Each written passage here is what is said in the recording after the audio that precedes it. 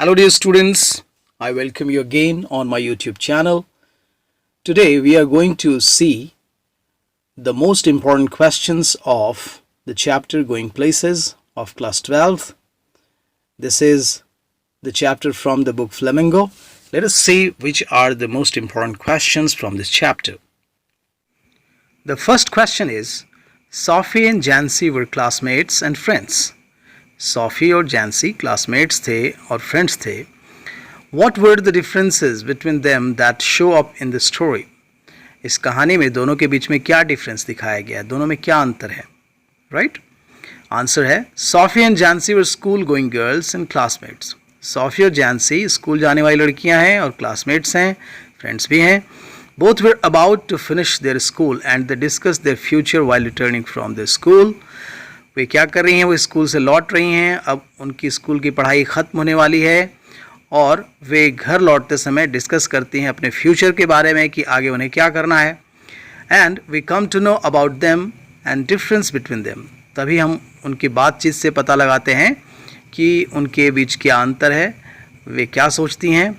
ठीक है. Sophie seems a complete daydreaming girl. Sophie यहाँ जो है एक बिल्कुल दिन में सपने देखने वाली लड़की प्रतीत होती है. Because her answers to the questions asked by Jancy are very fickle and baseless. क्योंकि Sophie जो है Jancy के प्रश्नों का उत्तर बहुत ही चंचलता से और आधारहीन तरीके से, यानी जिसका कोई आधार नहीं है, वैसा जवाब देती है. तो इससे साबित होता है कैसे. She wants to start a boutique. When Jancy asks about how, without money, then she says that she will become a manager or a heroine. सबसे पहले वो पूछती है कि तुम क्या करने वाली हो, तो कहती है कि मैं एक बुटीक शुरू करने वाली हूँ. तो Jancy पूछती है कैसे, तुम्हारे पास पैसे कहाँ से आएंगे, तो वह तुरंत कहती है कि मैं सबसे पहले मैनेजर या हीरोइन बन जाऊँगी. So you can see here कि कैसे वो अपने सपने बदल लेती है तुरंत, है ना. It shows how dreamy and impractical she is. But when Sophie asks Jancy that what she wants to be, दूसरी तरफ यह पता चल जाता है कि वह कितनी ड्रीमी है, कितना इम्प्रैक्टिकल है, अव्यवहारिक लड़की है. लेकिन जब सॉफी जैंसी से पूछती है कि वह क्या बनना चाहती है, तो उसका आंसर बहुत ही सिंपल है और लॉजिकल है. क्या है? Her answer is simple and logical that her father works in a biscuit factory, so she has only option to work there without any wild dream in her mind. अब उसके पास केवल एक option रहता है कि उसके पिता जो हैं, यानी जैंसी के पिता जो हैं, एक बिस्किट फैक्ट्री में काम करते हैं, तो उसके पास एक ऑप्शन है काम करने का. उसके पास कोई भी बहानेबाजी वाले सपने नहीं हैं, काल्पनिक सपने नहीं हैं. सो इट प्रूव्स दैट, यह साबित करता है, Jancy is a practical girl and Sophie a daydreaming girl. Jancy एक व्यवहारिक लड़की है, लेकिन Sophie दिन में सपने देखने वाली लड़की है. I hope you understand. Question number 2.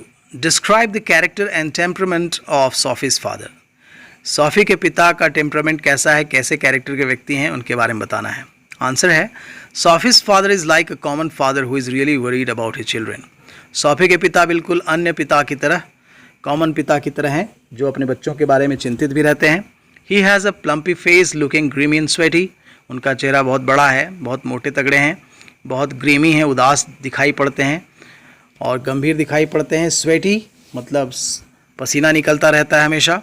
He is really gluten and food loving person. बहुत पेटू किस्म के व्यक्ति हैं और भोजन बहुत पसंद करते हैं. He doesn't seem to be a soft or sophisticated man. कि वो एक सभ्य व्यक्ति की तरह नहीं दिखाई पड़ते हैं. Sophie fears his aggressive behavior. Sophie अपने पिता के बहुत गुस्सैल व्यवहार से बहुत डरती है. He is a realist, लेकिन वे एक वास्तविकतावादी पर्सन है. And does not believe in his daughter's wild stories. वो अपनी बेटी के wild stories यानी बनावटी कहानियों को नहीं मानते हैं, विश्वास नहीं करते हैं. He loves watching football. उन्हें फुटबॉल देखना बहुत पसंद है. He hopes young Casey will be as good as Tom Finney. वह आशा करते हैं कि डैनी कैसी जो कि फुटबॉल प्लेयर है, वह टॉम फिनी की तरह ही बहुत अच्छा खिलाड़ी बनेगा. He wishes that the young footballer keeps away from all distractions.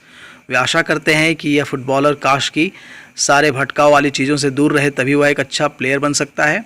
He shouts instructions to कैसी एट द प्लेग्राउंड, जब वो प्लेग्राउंड में देखने के लिए जाते हैं उसका खेल तो चिल्ला चिल्ला कर उसको इंस्ट्रक्शन देते हैं। When the Irish genius beats the hesitant goalkeeper, Sophie's father screams with joy and pride. जब आयरिश जीनियस यानी कि डैनी कैसी गोल मारता है और गोलकीपर बहुत हेजिटेंट हिचकिचाने लगता है तो सॉफ़ी के पिता बहुत खुश होते हैं, खुशी से चिल्लाते हैं, उन्हें गर्व महसूस होता है। He goes to a pub to celebrate the victory. वह अपनी खुशी को मनाने के लिए शराब खाने जाते हैं और खुशियाँ मनाते हैं। ठीक है। Why did Sophie like her brother Geoff more than any other person? सॉफ़ी जो है अपने भाई जियोफ को अन्य लोगों की तुलना में ज़्यादा पसंद करती है, क्यों? Sophie liked her brother Geoff more than anybody else because he was not in the habit of talking much and remained lost in his own thoughts. सॉफ़ी अपने भाई को अन्य लोगों से ज़्यादा मानती है, बहुत पसंद करती है, क्योंकि वह बहुत बातें नहीं करता है, हमेशा खोया रहता है अपने सोच में। He listened to Sophie patiently all her wild stories. वह सॉफ़ी की हर बात को, उसकी काल्पनिक बातों को बहुत ध्यान से सुनता है। She envied his silence and thought that he had access to an unknown world. उसे बहुत जलन होती है, यानी सॉफ़ी को बहुत जलन होती है उसके चुप्पी से और उसे लगता है कि उसकी पहुंच एक अननोन संसार से है। She wanted to be a part of that, और वह भी उस संसार का भाग बनना चाहती है। That world where she fancied herself wearing glamorous clothes and being welcomed by everyone. जहाँ वह सपने देखती है कि सारे लोग खड़े होकर ताली बजा रहे हैं और ये बहुत शानदार कपड़े पहन कर जा रही है, उसका भाई लेदर का जैकेट पहना हुआ है और सारे लोग उठकर इसका स्वागत कर रहे हैं। For Sophie, Geoff symbolized liberty from the monotonous and colorless life they had been living. तो सॉफ़ी जो है अपने भाई जियोफ के बारे में समझती है कि वह एक चिन्ह है आज़ादी का, इस उबाऊपन वाले ज़िंदगी से, बेरंग ज़िंदगी से जिसकी वह आदी हो चुकी है या जिसमें वह रहती है। She liked Geoff because of his love for herself and his support for her when her father got angry.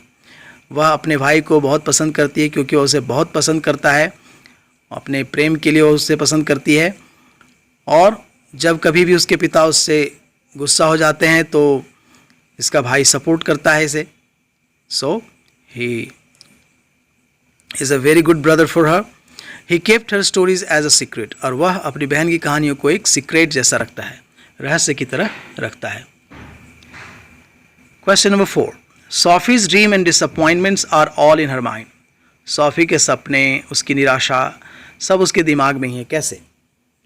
सॉफ़ी was a dreamer. सॉफ़ी जो थी एक ड्रीमर थी, सपना देखने वाली लड़की थी. Who often made up stories for her self and for others. वह खुद के लिए कहानियाँ बनाती रहती थी, सोचती रहती थी, दूसरों के लिए भी सोचती थी.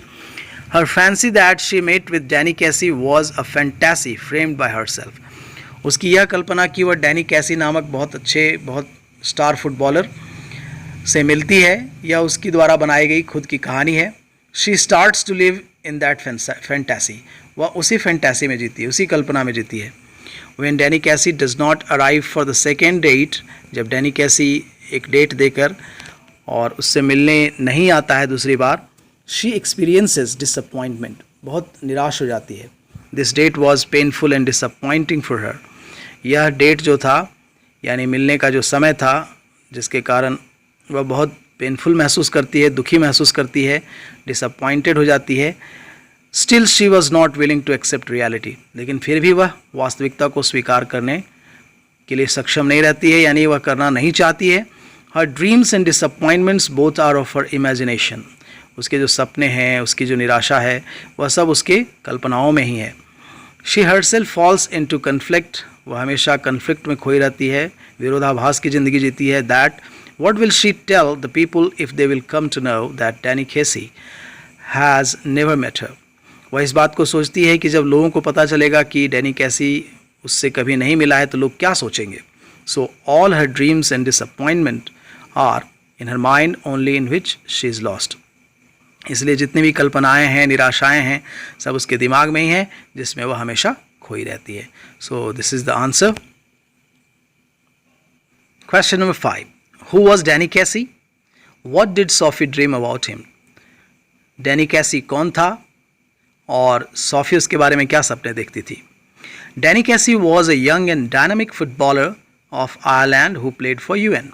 डैनी कैसी एक यंग और डायनामिक, बहुत ही ऊर्जावान और बहुत ही स्टार फुटबॉलर था आयरलैंड का, जो कि UN यानी यूनाइटेड नेशंस के लिए खेलता था. Sophie is the fan of Danny कैसी. सोफी जो है वो डैनी कैसी की फ़ैन है. She dreams that she meets कैसी. वह सपना देखती है कि वह डैनी कैसी से मिलती है. She was special for him and it was unfortunate that as many times she met him and asked for autograph neither of them had any paper or pen. तो ऐसा लगता है कि हमेशा उसके लिए दुर्भाग्य रहता है कि जितनी बार वह डैनी कैसी से मिलती है, दोनों के पास किसी के पास कागज़ कलम नहीं होता है, जिसके अभाव में वह ऑटोग्राफ नहीं ले पाती है कैसी का. लेकिन यह भी उसका एक केवल सपना है, वास्तव में मिलती नहीं है कभी. She wanted to hide and keep secret that she met Casey. वह हमेशा इस बात को छुपाना चाहती है, रहस्य रखना चाहती है कि वह डैनी कैसी से मिलती है. But in reality this was her मियर fantasy. लेकिन वास्तविकता ये थी कि यह उसकी मात्र कोरी कल्पना थी. When she was promised to meet Casey on date, he did not came. जब उसके साथ वादा किया जाता है कैसी के द्वारा कि वह उससे मिलने आएगा, लेकिन वह कभी नहीं आता है. बस केवल यह सपना रहता है कि उसने कभी वादा भी किया था. Even the date was also her fantasy. यहाँ तक कि जो डेट का सवाल था, यानी जो मिलने की बात थी, वो भी एक कल्पना थी. So this way you can find out that these are the 5 questions very important from this chapter, so you can do it very easily. So I hope you understand this chapter. Thank you so much for watching the video. Have a good day.